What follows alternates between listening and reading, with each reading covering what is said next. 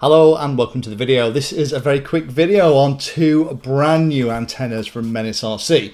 Now, for those of you that watch the channel a lot, you'll know that I'm a fan of MenaceRC stuff. I use their antennas on pretty much everything with the exception of Crossfire.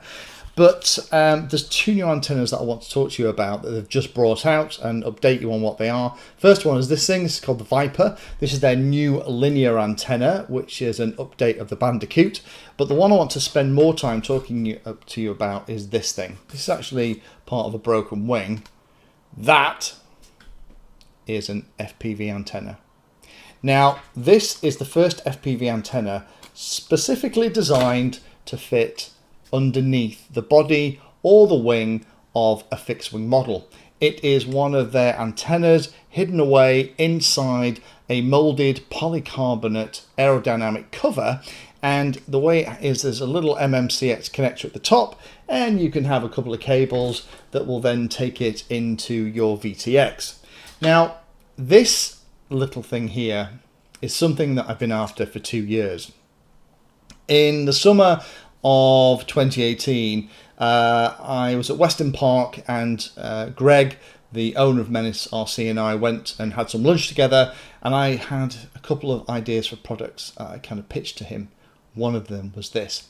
It's taken him a very long time to get this out into the market through all of the testing. A couple of things. One was, how do you go from kind of the coax cable down to the little connector so you can have a flying lead and not lose loads of signal, still have the same kind of performance as you'd expect from another antenna? And how do you tune it so that when you have the cover over the top, it doesn't affect the antenna's performance? And there's been several iterations with this design, and he's finally nailed it. And this is the result.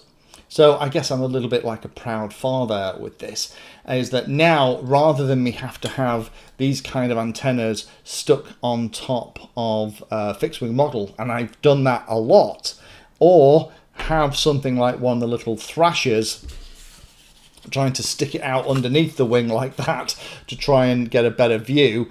Actually, you know what? That doesn't really work either, because then you've got to have the SMA cable coming out the top. With this, what you can do is actually sink it into the wing so that the underside is just have this kind of like this little bubble, and there you have your 5.8 gigahertz antenna, and then you can have a cable that goes into your VTX, and those cables come with either SMA connectors, MMCX or UFL.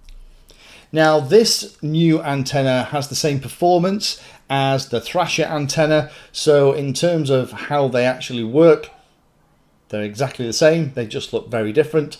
This enclosed cover, you can actually rotate the middle part of it. The camera's going to focus on that, maybe. There we go, kind of. So you can either mount it in whichever orientation you want. The elements aren't fixed in hard, and then you have these little tabs around the outside that you can then put a dab of foam safe super glue to keep the cover in place. It's polycarbonate, so it's pretty tough. I wouldn't try and use it as a landing skid, but it is going to protect all the active elements from getting a knock, something that you can't get on the Thrasher antennas. A couple of key dimensions. It sits about 10 millimeters proud of the bottom of the wing. So if I just pop that back in place, so it's about 10 millimeters deep, which sounds like a lot, but that's the maximum it is. It actually, because it's kind of aerodynamically shaped, it does kind of go off either side, and the bit that's proud is about 20 millimeters. So from here up is about 20 millimeters, so it needs to be 20 millimeters deep if you're putting it into a wing, but then the port to go somewhere else is coming out the side, so you don't have to then have a connector or lead that goes over the top. And you do need to cut yourself about a 10 millimeter hole. If I kind of show you the two holes in this pretend wing, that one is the one for the new aero pod, so it's about 10 millimeters wide. That one is the one that I've had to make to fit in the Thrasher.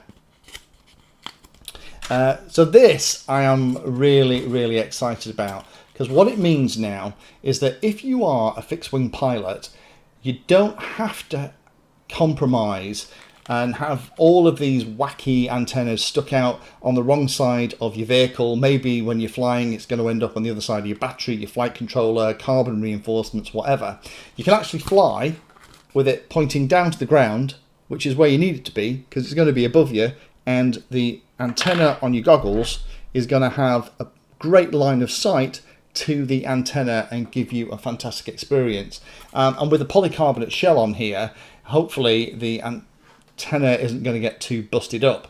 Now I'm going to use one of these on my new build because it will actually sit beautifully under the body, and I'm going to use conventional FPV for this. Only a couple of things you need to be careful of with this. Obviously, you need to make sure you order the right connect cables to connect it into your VTX. But similarly, don't paint the cover, don't put stickers on it, don't put any kind of reinforcing on the top of it. The way it's set up is that the antenna is tuned so that with a polycarbonate cover, then it is tuned perfectly for 5.8 gigahertz FPV. If you start putting paint or stickers or anything on top of it, you are going to affect the performance, especially if the paint that you put on it has any kind of metal flake that will reflect some of the signal back and affect the tuning and performance of the radiated pattern from this antenna.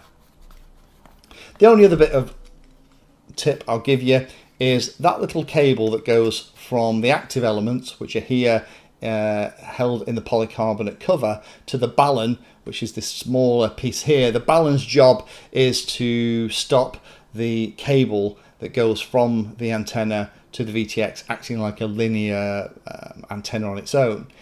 This relationship between the active elements and the balun has to be absolutely spot on, so don't bend this bit. So as long as you just keep it like this and sink it into the wing, or like I'm going to do is actually sink it underneath my nano DRAC, then this is going to be a really smart, cute way of putting a VTX antenna without having these kind of goofy things stuck in the airflow, giving you lots and lots of additional drag and just not looking as sexy.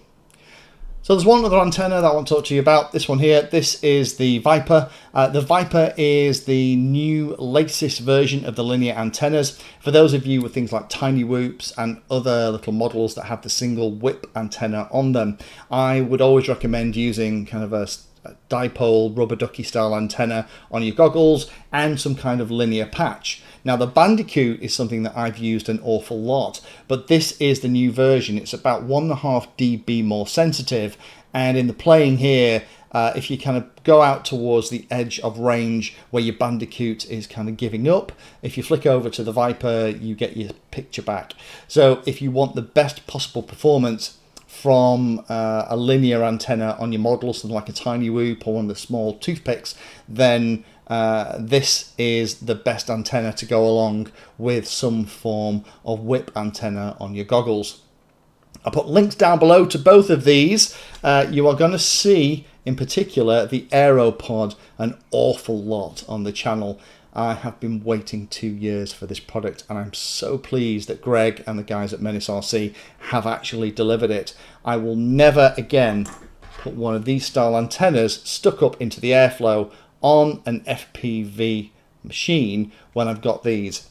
Just so you're aware, these are available in left and right hand with all the different cables. So I'm guessing if you've got left hand ones, you could actually maybe rig it up for the antennas for a DJI HD system. Interesting thought. Anyway, again, links below, and join me in my Nano DRAC build where you'll see this used in action. Thank you for watching my video and watching right to the very end. If you want to find out what I'm currently working on, you can follow me on social media by searching for Painless360 in the usual places. If you'd like to become part of the inner circle, then you can become a Patreon. Details are in the description and you get lots of additional benefits. Check out the playlist section on the channel too. I organise all of my videos into playlists, and it's called something like Introduction to or for Beginners. All of the content is aimed so that you can start at the very beginning, and it teaches you that subject, starting with simple principles and moving up to teach you everything you need to know.